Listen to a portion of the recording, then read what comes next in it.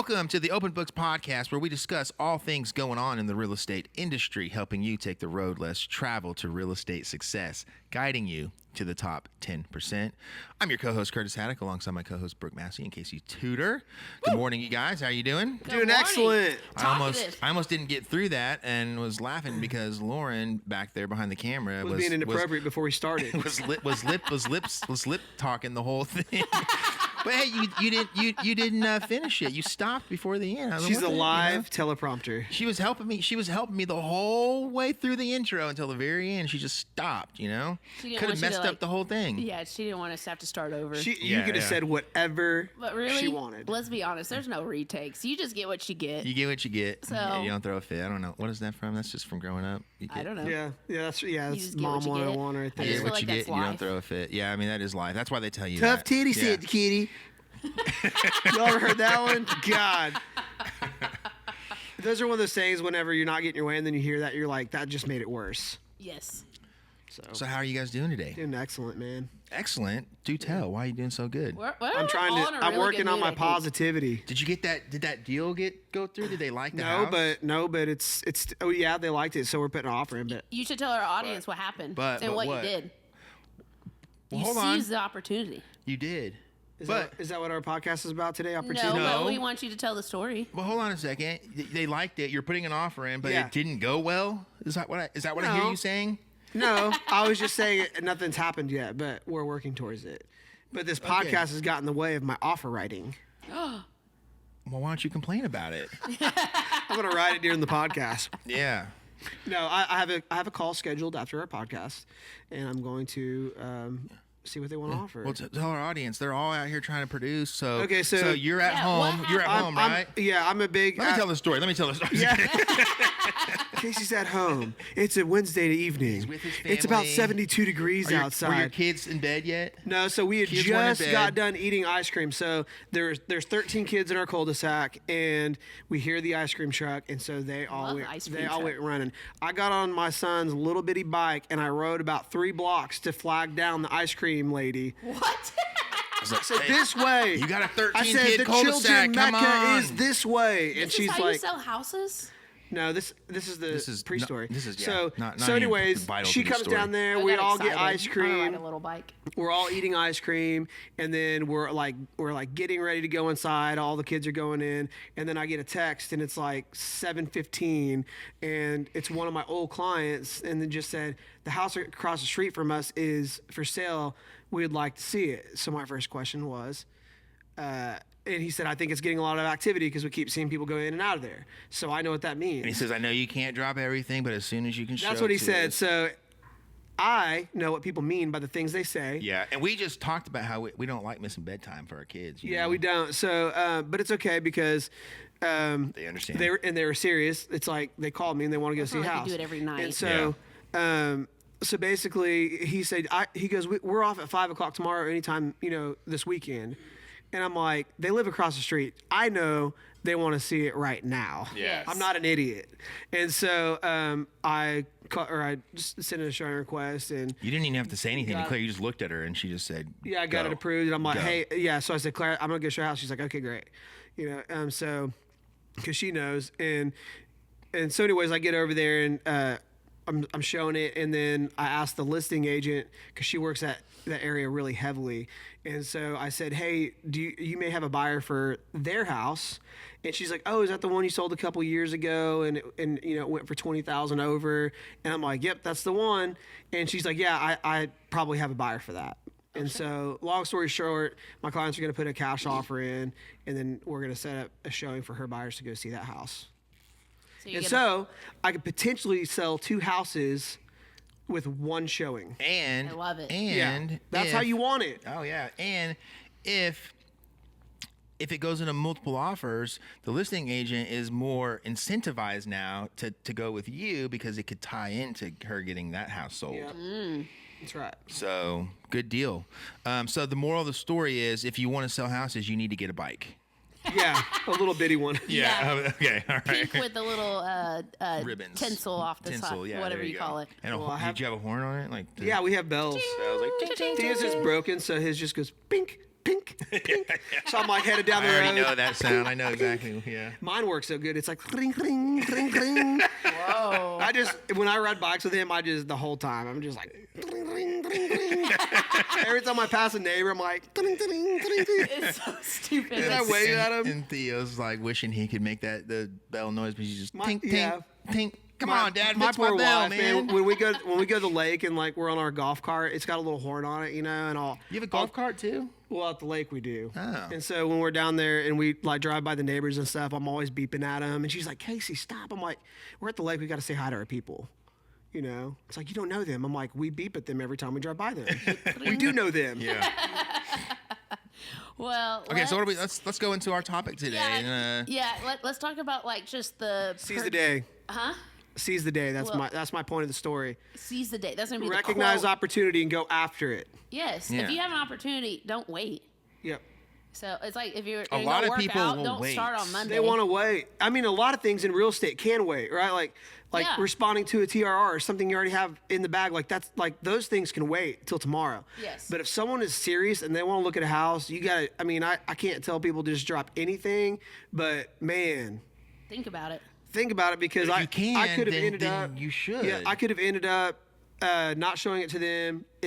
They lose out on it, and they may have eventually bought, but it could have been 6 months, a year down the road. I mean, you just don't know how. Yeah, or I could show 20 houses. or they might not have wanted to look like get anything else at all because they want to stay in that neighborhood. They like where they're at, but that one is a good upgrade. Yeah, you just never know.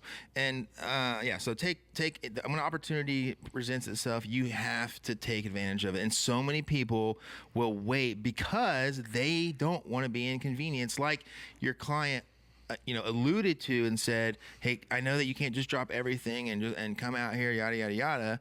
A lot of agents would say, you're right, I can't drop everything, and so I'll figure out what to do tomorrow. Yeah. Or the weekend. I'll wait till the weekend, Yep. And by that time the house could have been gone. And it worked out for me because Harrison, my 2-year-old, was getting very cranky, and it was his bedtime. And Thea was pissed because we were starting a fire to do s'mores, but then we heard the ice cream truck. So he thought after we were going to do ice cream, then we were going to go back in the backyard and do s'mores. It's like, dude, when you said I hear the ice cream truck, I said, well, we can go do that or s'mores. You took off, which means you made your decision. So that's what was going on when I left. So I'm like, I can show the house. Yeah. I'm happy to. Claire, bye. Chaotic, yeah. Good luck. She's like, he talked about that all night. So when you I want s'mores. So when you got home, the house was quiet then. Yeah. That's awesome. That's awesome. Well, What are we talking about today? We're talking about Enough about me. The progression Yes. of a real estate agent, and we talk about this all the time and whenever we're recruiting agents. But Brooke does a really good job. I mean, she's kind of taken a lot of the things that we've talked about and kind of turned it into this, progression of like what real estate agents do. So I'm gonna let you kind of take it away. Start off. Well, Yeah. really kind of what I got it from is I read Gary Keller's book, The Millionaire Real Estate Agent. Great I have book. it with me today. Great book. It is. It's a very, very good book. And Lots of truth in that book. Oh, there's so much. And so Look at you having $100 bill as your bookmark. Actually, this was Dylan. He bought these. I thought that was Monopoly money. Oh no, okay. Yeah, it's the golden ticket. What? I have the golden ticket So that's to your probably- progression into your real estate It's career. probably worth more than $100 then. Oh, Or it costs priceless. Or it costs like $2 for like 6 of them on Amazon. We'll see if you can sell it for 100. Anyways, I read this book, and this book really breaks it down. And there's like a specific chart in here, and it just goes like all the way from like being a brand new agent to how do you become a $1 million producer, right? And there's like seven levels essentially of growth within this book that it talks about. And so what I really took from this and what I really like about this and what I want to talk about or what this podcast is about is because I think sometimes people don't know what path to take or what the progression really looks like. Or I think there's multiple different ways. So many ways, and I think that people make the mistake of getting in the industry and they see what a 20-year vet is doing and how they're running their business and how successful they are, and they think that they could be that by tomorrow. Yes. And there's a progression. It takes time to build up to that level. Well, and it depends what you want to do with your career. Yeah, do where you you want wanna to go take make it. $1 million, or do you want to make $200,000 and maintain that? Right. Right. There's a huge difference. So I think knowing that first of where you're gonna go before you even start thinking about it. And to clarify for the public, when you say $1 million earner, that means they're at least grossing $1 million because a lot of Commissions. people. It says this book is like net $1 million. Well, so earning is really what I mean because a lot of people call Take it $1 million as- agents of people that sold $1 million worth of real estate. Which the average Which is like 2 6 houses. sales could do that, you know. Yeah, so I mean, congratulations. Now, if you're $1 million agent every month, Yeah. cool. Yeah. But just because. But yeah, we're talking about being a $1 million earner, and like you're taking that Yeah. into the bank. Well, and I think, and I'll try to break this down. Like, I think there's a multitude of different ways that you can do this too. Before you right? go into that, I do want to make it very clear that there are like we said, there's so many ways to build a real estate business. I mean, you can do it through investing, through flipping, through rentals, through wholesale, through any number of things, finance, private financing, like all sorts of things. We're talking. This is specifically as it relates to real estate production and building a real estate production agent-led business. Yes, thank you. That's a good Yeah. clarification. Clear as mud. Thank you. And really, it kind of just. No one thought that was For funny. me, like, what's really broken down is like you kind of start out as a There's your new one. agent, and then usually as a new agent, then you do your work, and then you start getting business, and you may sell 15, 20 homes a year, and some people are okay with that. But then kind of the next level from that, because as you grow your business, wow. I know. I'm just kidding. How could I? As you grow your There's your one. business, Hello? Yeah, I was kidding. I was like, Jamie, hang up.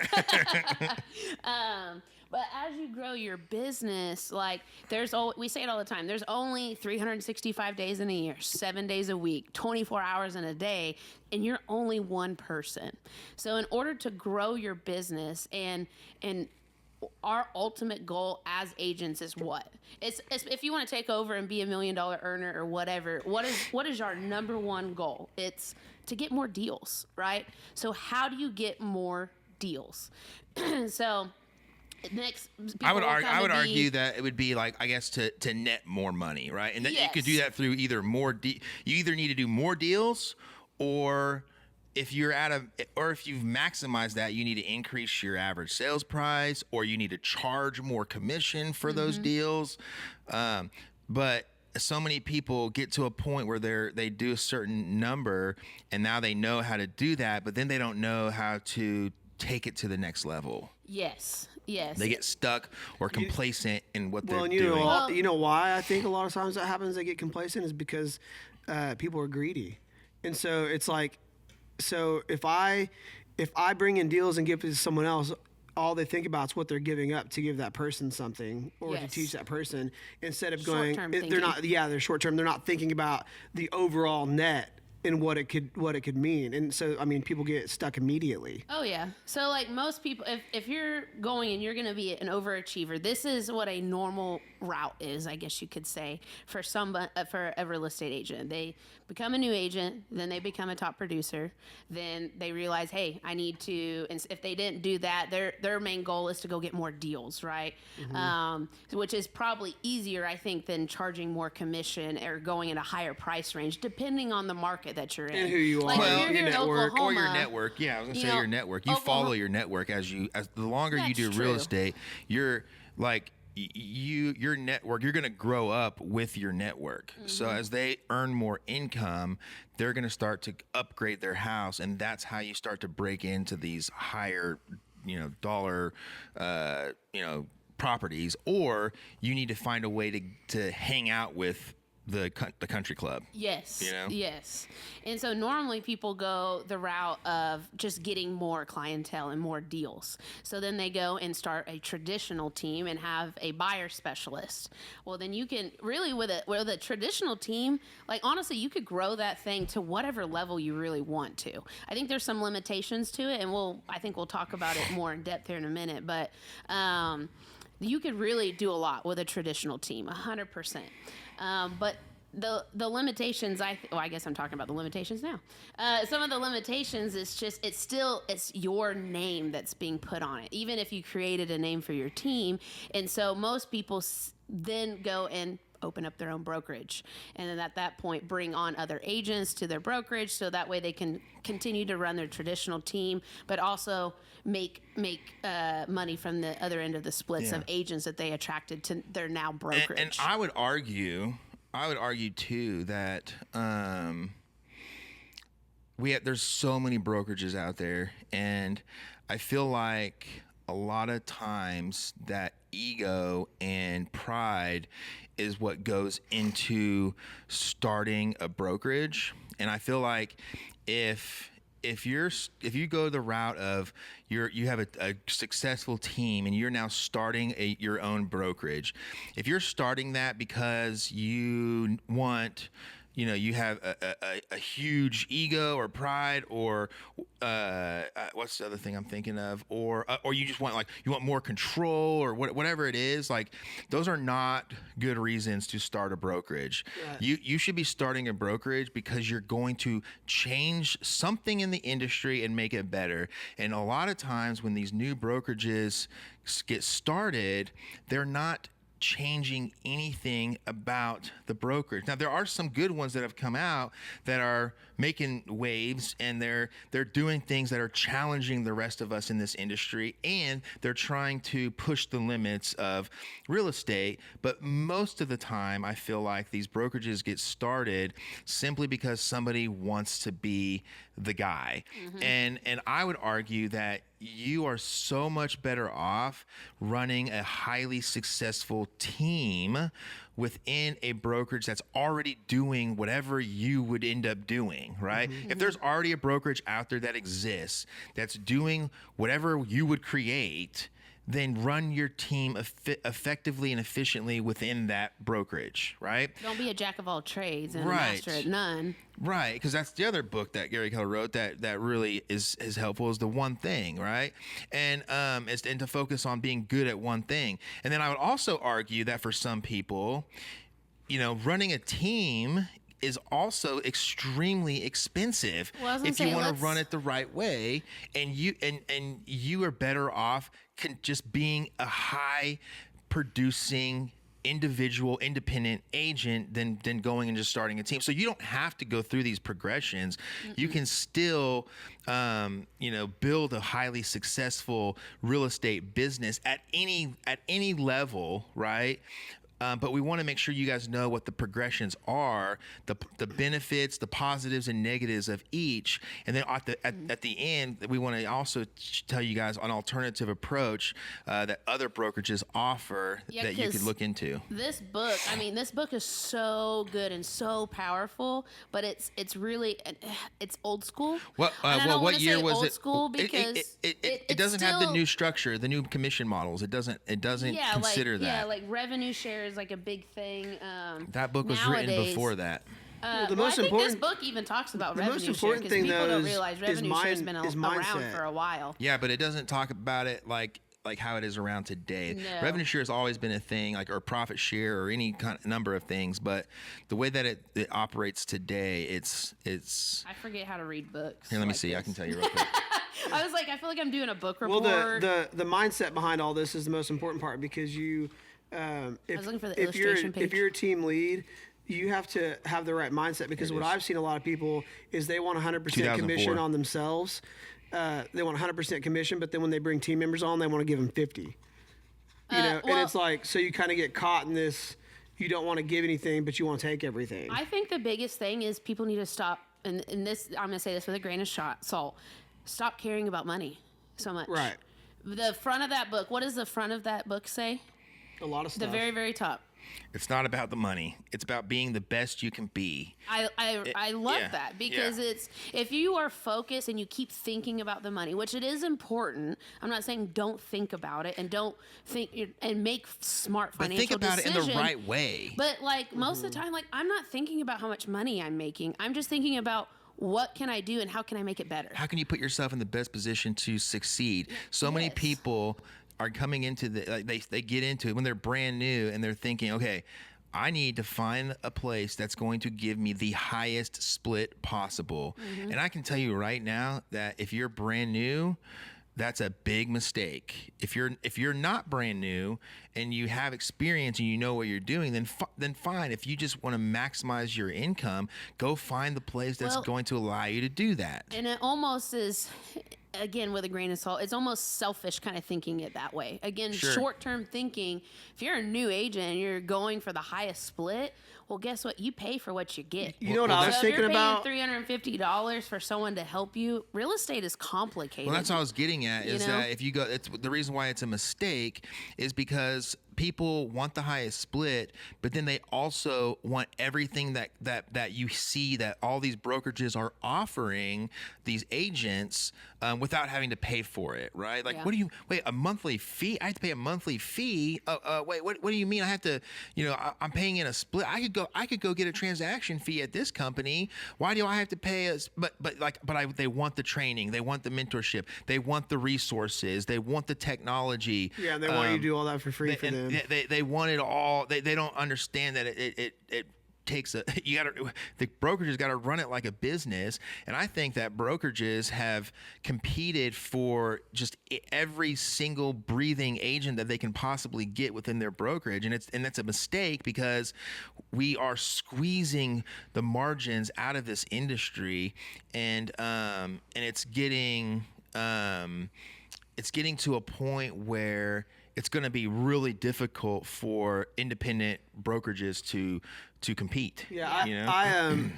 Yeah, So whenever I first started in real estate, it's going to be a volume progression. The first thing whenever I thought about getting my license was not. And I mean, all of us have an ego, but I wasn't out there going, and I knew I could sell stuff if I had the right opportunity. Yeah. But I wasn't thinking like, oh, I can sell to anybody. I can sell anything. What's my max commission split going to be? My thought was, how am I going to make this work? And if I get a listing, what do I do? Like, what's the next step? What if I don't sell it? And people are going to be disappointed in me. Like, those are the things I was thinking about. I didn't care what my commission split. I just wanted to make sure that I was going to be taken care of. And I just don't see that often. So I would contribute the 87% failure rate to that mindset of to go get the maximum amount, because anyone who says I can sell to anybody or I can talk to anybody, I've never seen them sell anything. Fail. I've never seen them sell anything. They instantly fail. But real quickly, you can't progress through what we're talking about if you don't learn the business and you don't learn how to produce. I always say it's a sales industry, but and there are moments that you sell yourself, right? And you sell people, but this is a totally different world of sales. Totally different world. Well, doctors do the same thing. I mean, they go to school for 10 years plus, and then they go to residency where they make like $60,000 a year for a couple years or whatever it is, and they're performing surgeries, making $60,000 a year. Yeah. And that's part of their progression. Like, you don't just get to come out and make $1 million. Like, it doesn't work that way.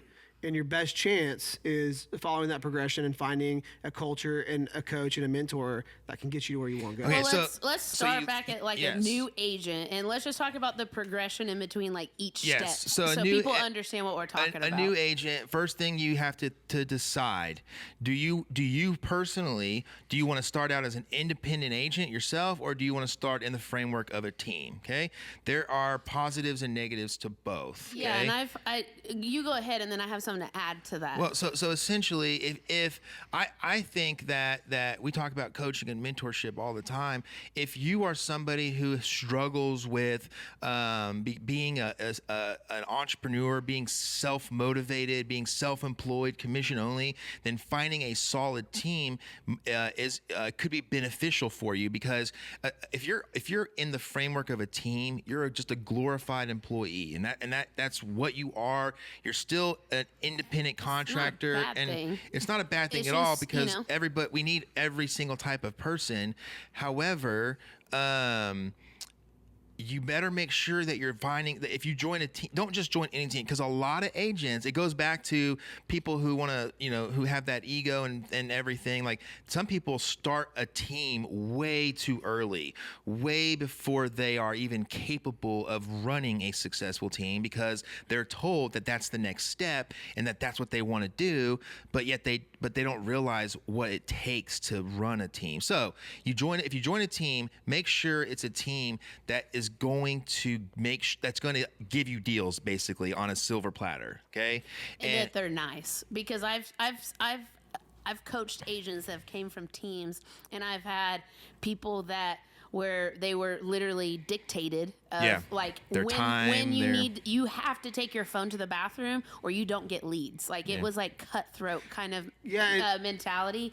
But then also I've had people that, like, I know a girl right now, and I can't get her or anything because she loves the team lead and she makes a really good living from it. She's a buyer, but she's a buyer's agent. She's a buyer's agent. So like last night, the story I told at the beginning of the podcast, how it was 7:15 and I ended up showing a house and I was gone till after 9. Mm-hmm. If you're a buyer's agent only, that's your life. You're pretty much going to be subjected to that every day. Yeah. So at least half of my business is from listings. Yeah. And heavy on the listing side now. Versus a team or not a team. So I like that you bring that up, Curtis, because I feel like as a new agent in particular, there's such a misconception of that, because I specifically went to a national conference and literally listened to a girl that's very nationally known straight up tell everyone that they need to be on a traditional team if they're a new agent. And I was like, and she was very adamant about it. Not that she's wrong. It's because she doesn't know what we do. There's other things out there now. So yes, that can yes help and you. no, but other brokerages don't cater to helping new agents become producers like what we're used to, right? And the only other way would be if you have money to spend on a coach, right? Yeah. Or if you're just that small percentage of people that are figure it out. And the people that figure it out, that do well, they're well connected. They have a large network of people that know them and trust them. And if you are connected, then I would say just start on your own. Yes. Because why give up not only the commission to the brokerage, but now the commission to your team lead as well? Yeah. If you're going to be on a team, there better be some benefits for it. I would say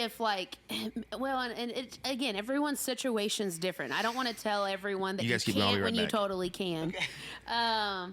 But with somebody like that, like, I just disagree. And but I also agree to a certain degree, because I get that if you're in a place that doesn't have somewhere like our brokerage or whatever that helps that, I mean, shop around. We always tell everyone, shop around. There's 950 brokerages in the Oklahoma City metro. What? So, like, if you guys don't know, like, go shop around and go ask and make sure you're going into the culture that suits you best and your personality. But I also think if you are a new agent and you go on a traditional team like that, and then you're doing like 30 transactions a year. I mean, at 50%, they're taking your money depending on what split you're on. But if you want to get out of that environment, it's just as hard, I think, as like quitting your corporate job, because you're getting things handed to you and whatever else. So I would say if you're going to go that route, make sure that you're making the relationships and stuff like that with those people that you are working those deals, because it'll be a lot easier. And I've literally seen somebody do that and they were just fine when they left that environment. But it's a hard mindset to shift, going from like a job to doing a team, then to being an independent agent. Like, just if you're going to make the change and start your business from day one.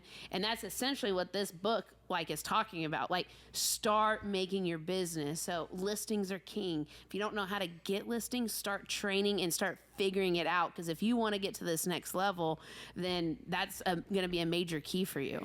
Yeah. You want to know how many brokerages there are in the U.S.? You can't be a team lead much? if you don't know how to get listings. Yes. Well, this is as of 2017, but there were 106,000 106. 1,000 what? 106,000 brokerages in the country. Yeah, as of 2017. Divide that by 50. 119,000 in 2018.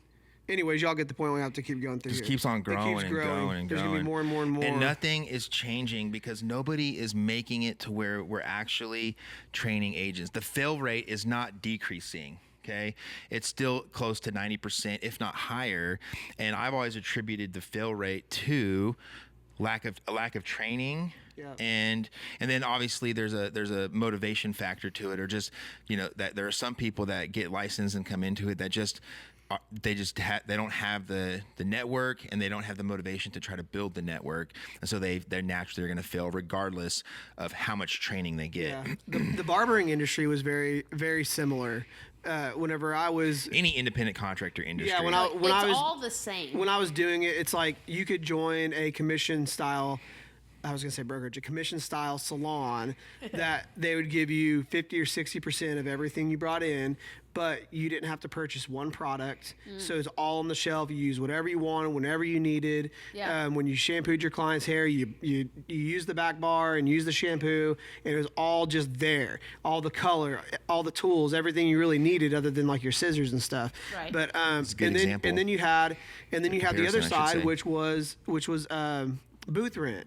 And Yeah. so they'd pay a flat fee once a week, and they pocketed the rest. You get to keep Yep. all the money, but you And- better have clientele, and you better not and ask also, for all that stuff. On the commission side, we had weekly training. So every Tuesday at a certain time, we had an hour and a half class. We also, they would take us to Vegas and pay for. We'd have to pay to get there, but they'd pay for the classes and stuff like that. So we're like continually being educated, and that's why I got really good at what I did, and that's why I ended up getting over 200 clients in that industry, because I was educated. And you gotta well, switch to the booth rent, right? But I had to. Well, I never did until Oh, the you end. didn't? Oh, okay. Well, yeah, because I always wanted the help.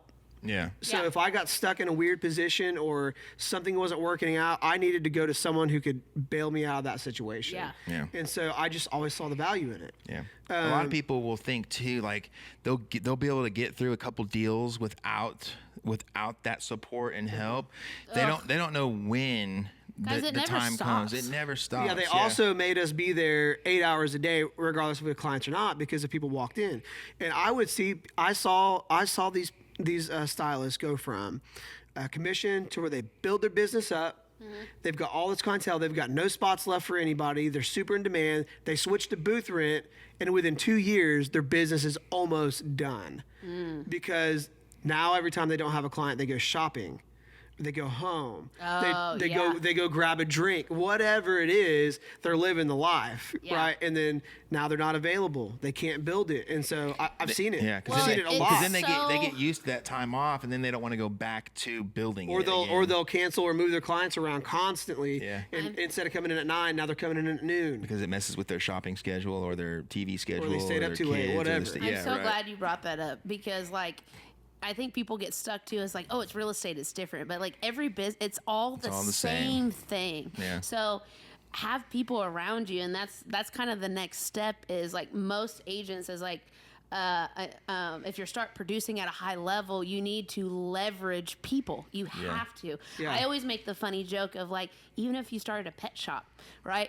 Well, you don't always want to be the cashier and the stalker and the orderer and all the things, right? It's a business. It's yeah. a business. So what are you going to do? You're going to hire a cashier, right? So you can leverage their time so you can go do more things over You here gotta and grow hire your business. You got to hire the person that's going to track down the puppies Yes, on the side of the yes. street. Well, that's something else they did too. On the commission side, you had someone who booked all of your appointments and checked all your clients out and helped them sell their shampoo. So like Set there was the so whole much business up. value. There's a ton of value, but you got to pay for it, and that's the Yes. problem with today's world is the entitlement of I should get those things, but also be able to Get it for free. Not Get it give for anything, free. and Yeah, not give anything to not give back to anyone in any Right. shape or form. right, and then when it's their turn to be a producer, and now they're leveraging people, right? Then they realize, okay, it's time for me to hire somebody, but in order to have a successful team, guess what? You're going to have to provide value for someone to join your team. Yes. Whatever that looks like. Let's say that let's say you're going to run your team as leads, right? Let's say you're going to start paying for leads and spend thousands of dollars a month on leads, and the people that come on your team, they're going to be buyers agents. They're going to work those leads. You're going to have one or two listing specialists, right? Those leads cost money. And so if agents are going to be on your team taking those leads and collecting the commission, they're going to have to pay you a part of the split so that you can continue to pay for those leads. Well, And they're going to be faced with the same problem, like what you said. They don't want to pay into the brokerage, but now it's their turn to bring people into their team. And those people aren't going to want to pay them. They're going to be like, why do I have to pay you a referral fee? Well, because we're running a business here. Yes. It's the same thing. It's just full circle there. Well, I want to point out, because you said a buyer's agent. And so I want to talk about these next steps, because I think the next steps and who you hire, quote unquote, or who you leverage, I guess you should say, is so important. And I feel like this is a controversial maybe opinion, I think, but Ooh, I can't wait to hear I mean, it. it's not that bad, but start a solid foundation. One of the first people that's you very should controversial. hire. No, I don't believe in solid Well, foundations. because some people will argue that you should just go get as many sales as you possibly can. But I've seen people do that, and they're like doing 100 sales a year, and now they don't have time to Yeah. build their foundation. Right, Another analogy. They're just gone too far. And Hold on. they can't organize their business. So hire administrative help. So a transaction processor is usually the first route, or people to help you do other things. Yeah, set your do systems up. paperwork. Set your systems up before know. you start your team. I know. Because your job builders. is to talk to more people, but your job is also to run your business. So you have to do it effectively. So what are things that help you grow your business that are important that you can hire somebody else to do? Social media, whatever it may be. Yeah. I had a good analogy, but now I was like, I stopped talking. Now you it's guys are not trying as now it's not as pertinent, but it's a good one, right? So you said you got to set up a good foundation. I have known builders who decide I want to cut a corner, and agents will do this all the time, cut some corners to save some money. And what they do is they put too much water in their concrete mix, and what happens? The shit starts crumbling. Yeah, like And then they get a bad reputation because their product's not as good. And then what happens? People talk about how crappy their product is. And so mix the concrete right. Pour that foundation. You know, my dad used to say, "There's always time to do things right." Yeah. 'Cause always. if You'll you save don't, time in the long run. You'll save time in the long run because you He's don't so have to. right. You don't have to redo it. In this industry, I think that's such a hard pill to swallow. Yes. Because, like, you'll have days and I'll just be running around with my head cut off, and then I'll accidentally or I'll purposely skip a corner, and then I shoot myself in the foot the next day. when Or I'm you not just so rush it busy. and miss something, and then you're like, and then Yes. now you're like 12 hours behind because you got to wait till the next day. And it's like, really, if I just made my client just wait like 10 minutes, or whoever wait 10 extra minutes, and I could have done this right, like it would have been better. And then I just apologize to my client. Hey, client, I'm so sorry. I had to make sure I got this taken care of. I was fighting over a toilet the other day, so I just had to make sure. So Yeah, explain. You know can what I always mean? explain if you're doing things. If you're doing it the right way, honestly, professionally, then you can always explain your reasonings. If you're missing I mean, there's really no reason to be rushing for a client anyways, unless you're pressed for a deadline or unless you promise a delivery time. Just don't promise any delivery times. Or if there's a I've learned that real quick. Yeah. And sometimes Or I if there's still, a I'm like, cutoff, damn it, why did I say I if was there's going a to call? cutoff time, you have to tell them that, and that we may not be able to get it there in time because we may not have time. Yeah. You know, and so it just happens. Yeah. But that was just my biggest pet peeve, because in this book, The Millionaire Real Estate Agent, the second level and third level of these 7 levels, the first 2 ones is hiring 2 administrators. Yeah. So that could be anything, right? Transaction coordinator is usually what most people go after, because that's like the biggest thing. If you're doing deals, like, let somebody else take care of your paperwork. And I mean, this is not a promotion for Stacks Processing, but if it were, don't I just would go use them. Brought to you by Stacks Processing. Don't go hire the agent next to you that couldn't make it, or the agent next to you that wants to make a little bit of extra cash. No, don't do they that. They don't have a damn system, and they're Right. not going to get your closing done. They're doing it because they don't know how to sell themselves, and they're like, "Oh man, And- I'll do your paperwork for you." Hire a But company that does it 9 to 5. that's all they Interview do. your They have processors. systems in place. They have, Stacks Processing is handling hundreds of deals a month. Do it with a company that has a system in place to handle that kind of volume. Yeah, Yeah, well, and when make you're sure new, they're you just don't know. educated. You don't know. Like you could go interview a processor, but you don't even know what you need unless you've been Right. doing your Well, own they files. need to understand real estate. Well, you need to understand that you don't know enough, and you need someone that you trust that can guide you. Which Right. brings us back to the same dang point, as it's not about the commission split. When I got into real estate with Curtis, I didn't know what was entailed, but I knew obviously from seeing the success that people were having that there's obviously something going on there, and there's some kind of system to be done, and I didn't know what it was, but I just put one foot in front of another, got my license, started showing up, making the phone calls, Just going to open 1% houses. better. And I just learned every day. The process. Our processors have You mean the ones at taught- Stacks? The ones at Stacks. Well, we use them. Oh, that's right. We use Stacks Processing. We hire them. Do you use Stacks Processing? Only sometimes. On every deal that I do. Yeah, she does because we hire them. No, I have. Well, I'm just trying to say that as many times as I Technically- can. Well, no, what I'm saying is Stacks has, especially with some of our new agents, has taught our new agents several things about contracts. Oh, they teach me things. It's all the time that you can learn from them, and it's because they see more contracts than you and I will ever see. Oh yeah, more paperwork and stuff. Yeah, they're looking at every deal, and they're coming across every problem that arises on these transactions, and so they can help you work through a deal sometimes if you get in trouble. So anyways, yeah, that's a good point, Casey. Thanks. Yeah, no, 100%. And then the foundation is so important, because you're right.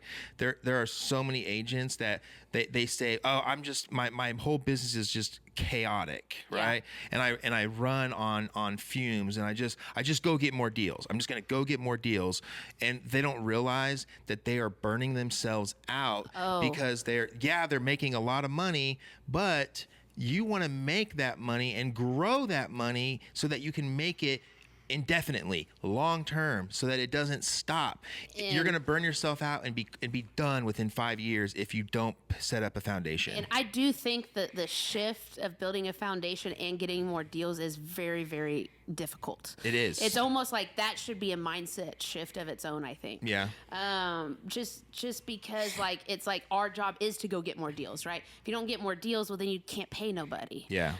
That's why it's like, just make sure you're doing stuff with the right people. If you can't, then just keep getting more deals and doing the best you can, but make sure you're just really trying to find the right people, because again, I just worked a deal with somebody that has a TC and an assistant and all that, and I couldn't tell you how big of a shit show it was. They overcomplicated it, yeah. And they don't communicate. And there was a lot, I didn't want to say like they couldn't like lost a deal, but like perfect example, it was a contingency offer.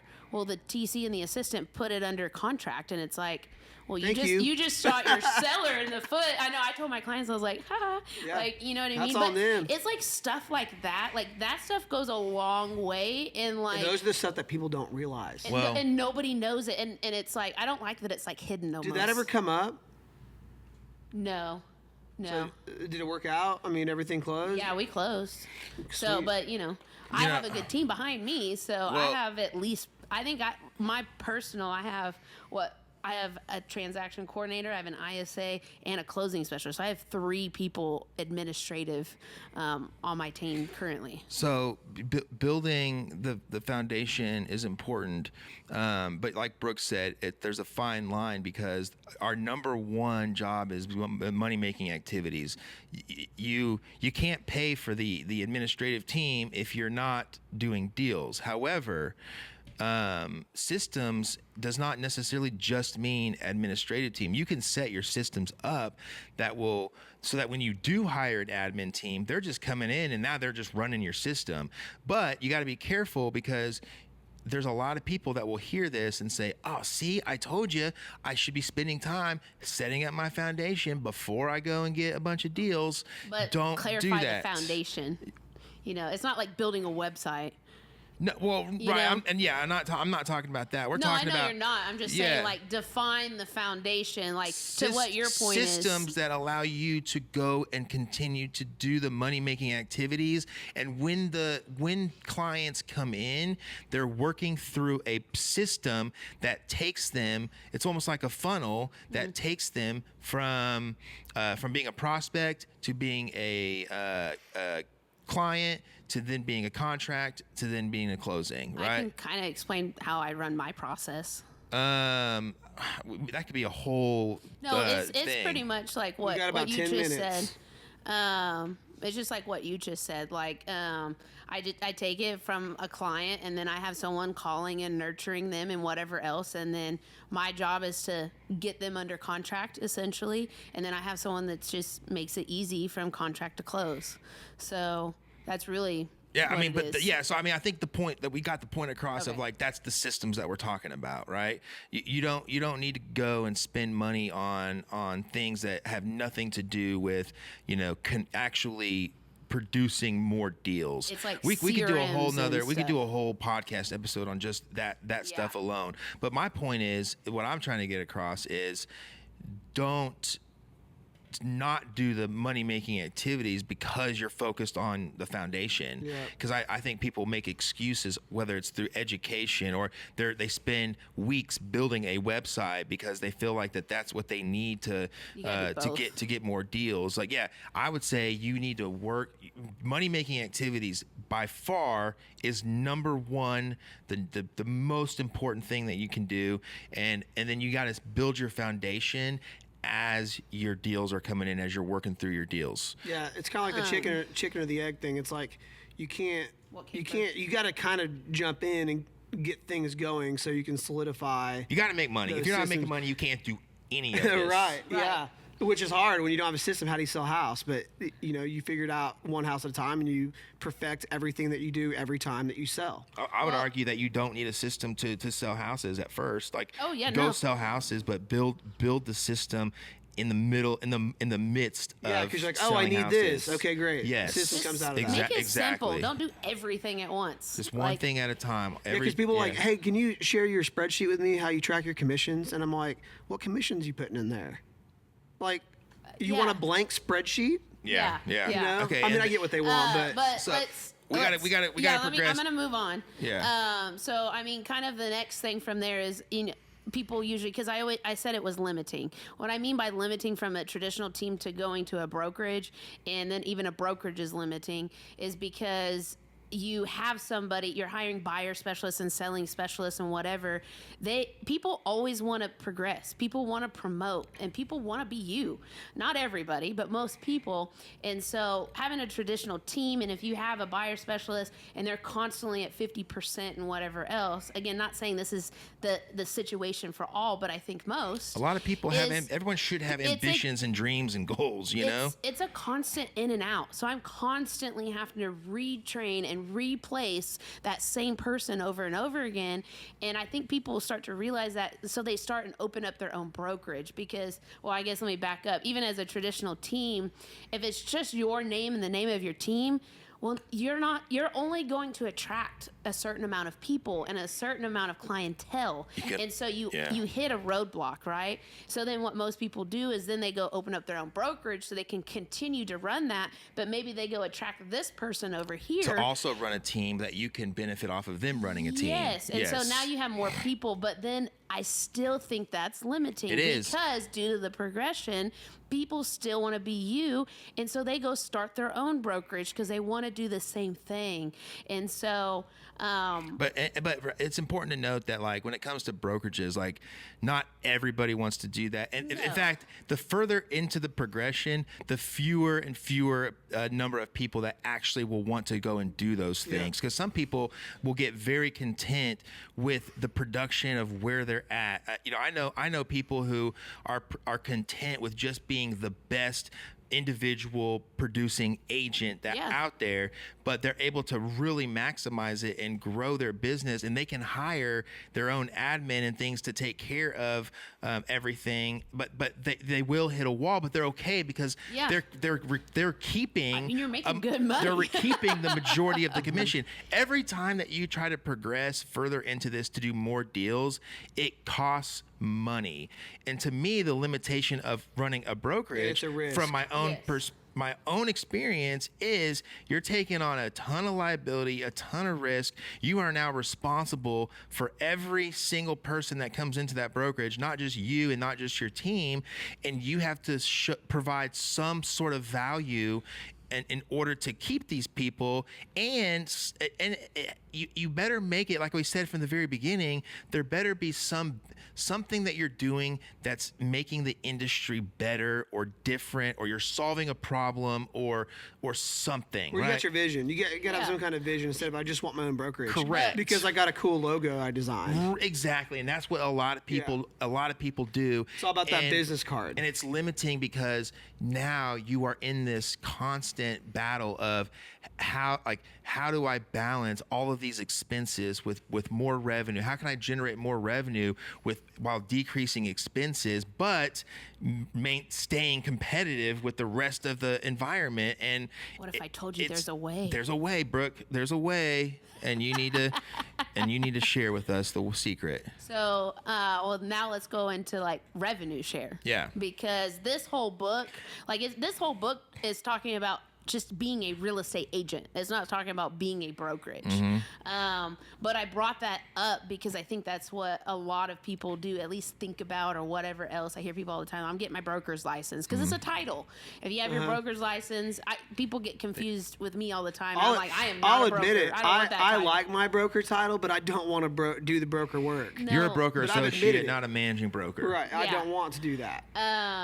But nowadays there's places, and there's plenty of brokerages out there. It's revenue share, and meaning that the main person at the top is sharing revenue, not profit. Revenue, meaning a house is sold and you can make the revenue of that commission on that house. And there's a lot of great things that come from these models. Yes, a lot. And you can do all the steps that we just said. You can, I love it because you can start it from day one. You can be a new agent, start building your team if you want to, with some help. Yeah, because you got help. You have help. You have support, people everywhere. Usually these brokerages have like already administrative help. They have tools and technology. So you don't need to create and think of all those things to do that. So now I always say, like, people always talk about the broker title, right? You're a broker associate and you like your title, but you'll never be a managing broker. If I have to be, I will, but I don't want to be forced. No, I managed people for 14 years before I got into real estate. That's the last thing I want to do. I want to help people, and I want to motivate people to change their lives. No matter if it's a client, an agent, or whoever. And now I'm in a system that you can do something like that. In a system where you can help people be you without becoming a competitor. Yes. Right. And now you're doing things together, and then you're also helping people. If they have duplicating myself. You're duplicating yourself, and you also are helping people who have no interest. Giving opportunity. Well, hold on. Not everybody wants to do that, but you're in a system where you can cater to both. You can allow people to be their independent individual self and produce and maximize their income, but they're still on your team and part of doing this together as opposed to leaving your team in order to do it, right? If you're in a traditional team and somebody wants to become independent, they have to leave your team in order to do that. In these revenue sharing systems, that no longer is the case. They can still be a part of we call it your downline, not your team.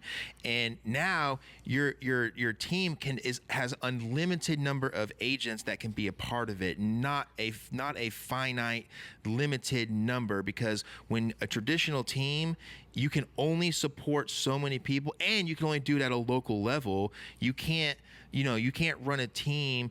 I guess you could if you found the right leader, but you can't run it like you run it in your own local area. No. You're not going to be able to run it the same way. You got to be hands-on. You got to be there. It's a lot. It's a lot, right? Because no one's going to be a leader for you in another location. Where they're giving up a lot of their commission to you as the team lead, but yet they're running the team. It's just not going to work. They're going to want to be you, and so you got to figure out a way to do that. And I would also challenge everyone, when you're looking at these revenue share companies, like, it's not, when you have to have a large downline, it's not easy. It's a lot of work, and there are some revenue share companies out there that have tricked a lot of people, and it's not like they're tricking them on purpose. I mean, the information's right there, that people just don't understand the math behind it. They don't realize until they're deep into it that they have all these people, but that yet there's not enough revenue that they're receiving to replace their production levels, right? So they have to continue to produce. Learn the math. Seriously. Yes. It's not as hard as what people think. Yes, you have to learn the math, because there are so many companies, like, the brokerages have to survive. Just call us. The brokerages have to pay their expenses. They have to survive. So they're going to do everything they can to retain as much of that revenue as they possibly can. And most of these revenue share companies that exist are only giving up, 50% towards revenue share, right? But yet they're making it look like they're giving up 100% of the revenue share. And that's the problem I have with it, is that it's not clear as to how much money you can actually make as you build these downlines. And also remember, the higher your personal split is, the less revenue share that's available on the back end with all the people that are coming in. So if you want a high 85, 90, 95% split, then you should have no interest in revenue share, because there's not enough. Yeah, this it's going to be way too much work. Yeah. This reminds me of a good movie quote from Anchorman. Remember whenever they pull out that cologne, and he's like, "It works 100% of the time, 60% of the time." That's how the rev share works. It's like, we give you 100% of 5%. Right. And it's like, And the 100%'s like, giant on their door, and then down low is like, but it's only 5% of right. of what's brought in after the fees and the splits but that's exactly how it is. And brokerages, I mean, again, they're running a business, and so it's up to the independent agent to do their due diligence. But a lot of people will buy into the facade and to the bright lights and the colors. It's like a magic trick, right? Marketing. They're gonna distract you with this beautiful marketing and everything that you can get that's not going to actually help you sell houses or grow your downline. And even if you did grow a downline in these systems, it's going to be so much work that you're not going to make enough money. You're going to resort to just production anyways, and being an independent team. And then the people you brought on, you're going to leave alone. Two things, and then we can go to Would You Rather. Yes, because these will be good to end on. First one is, no matter what you do in any of this, you have to recruit people. You have to recruit a transaction coordinator. How dare you say that? I know. That's why I said clients. You have to recruit clients. You have to recruit a buying specialist, a selling specialist, an administrator, whatever. Or you're in a revenue share model, or you're a broker, and the ultimate goal of opening up your own brokerage should be, I guess not should be, but usually is, to get more agents. So you're recruiting people. So this is a very real estate in general, or any business is a recruiting business. So I think this book actually talks about recruiting in general, and this book is talking about production. I just want to point that out. And then the other thing I want to point out is, Curtis, you said it about replacing ourselves, right? So in like a revenue share model, like this whole book is about like the millionaire, or to become a millionaire real estate agent. The seventh level is replacing yourself as the main manager of the team. How many times do you want to do that, do you think? But you can only do that once. Is that what you just asked? Yeah. But in a revenue share model, I can do that and do that multiple many times. How many times do you think you should do it to really see something that can't fall apart? 5 times over at least. Yes. I didn't know that. I like that. Yeah. We're here for you, Brooke. All right. I need 5 more people. I want to leave my last comment with, when you're a real estate agent, not everyone is in the market to buy or sell a home. It just does. It's just not possible. But so you're looking for those few people. And in a warm market where you're getting warm leads, it's 10 to 30%, and if you're cold calling, it's 1 to 3%. We all know those numbers, but everybody wants to make more money, and so everyone has that opportunity to go make more money. And Sorry, I needed an opportunity when I was looking into real estate. So I feel like I owe it to other people to not be stingy and be like, no, this is my profession, you can't get in. Anyone who wants to work and can make this happen, you should. And so that's why we also have revenue share, so we can provide that opportunity to anyone who wants it. Find people that care. And you're giving opportunity to people that don't have it. Like, you're creating. Yeah. And that's more important than just your personal sales a lot of times, at least in my opinion. Yeah. Just care about people. If you're in this just for the money, you're going to burn out. You better find a bigger why. Yeah, you're going to burn out. Because it's not just about the money. Because I'll tell you, there's some clients I'll happily skip out. I can't talk on $30,000 to not work with somebody. Did you get that second point across? Did you get both? You said the recruiting and that in a revenue share model. Because this model says you can really only replace yourself once. Okay, I got you. Yeah. But in revenue share, I can replace myself multiple times. Yeah. And at the end, that's what I want to do. Yeah, I just want to help people and really show unlimited, them that they can do this as well. And it's like, I'm not anyone special. I just work hard. Yeah. So if you want to be me, then please be me. Yeah, That's you're what not I just want handing you money to. out. They're earning it. Yeah. You're just giving them a path to do so. Exactly. So I got a good would you rather. Oh, good. I was about to look it up. It was the first one I pulled up. I actually kind of like it. Would you rather have the ability to transform into anything or anyone, just like that? So I could be Curtis. Ooh, I think Or- anything. Well, hold on. That's Anything or okay. She's like, ooh, I'm already conflicted. I was like, I'll be this book over here. Would you like to have the ability to gain any skill instantly? So, pro basketball player now. Yeah, I could walk on the court. Man, those okay. are tough. That's a really good one, because I was debating not debating, like the question came up, like if you could have any superpower in the world, like what would it be? And the one I always chosen was to be able to transform into anything, to look like the lamp here or the microphone, or I love lamp, or look like a person. I could be a professional basketball player because I can transform into that. I might not have the skill. You could be Michael Jordan. Right. But you don't take on their skill set. You just look like them, right? No, I think you would take on their whole persona. Oh, really? Yeah, their money, their problems.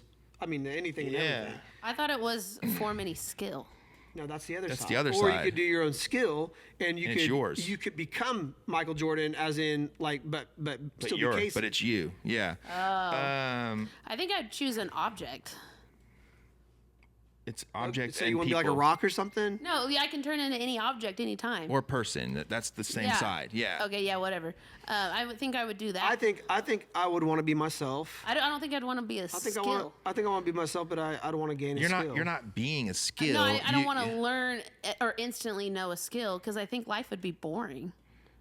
But there's so many skills that you could like be the master of. But if I you would know? just walk Like around and recruiting. just be amazing at badass? everything, like I think like it's like that would just That's be why boring. The Matrix was so awesome. I think I'd rather be turned into anybody so I could go into certain scenarios and be like, ha, I know this. Well, I the reason why I chose that as my superpower because like there are so many, and it's almost like it's hard to use that superpower for good. Like there's so much bad that you could do because there's a lot of manipulation that comes with transform into looking like something that you're not. Yeah. And so. Well, I was thinking like they being would a fly on the wall, like Right. No, 100%. You could be a I'd be fly a on the fly wall, most of the like time.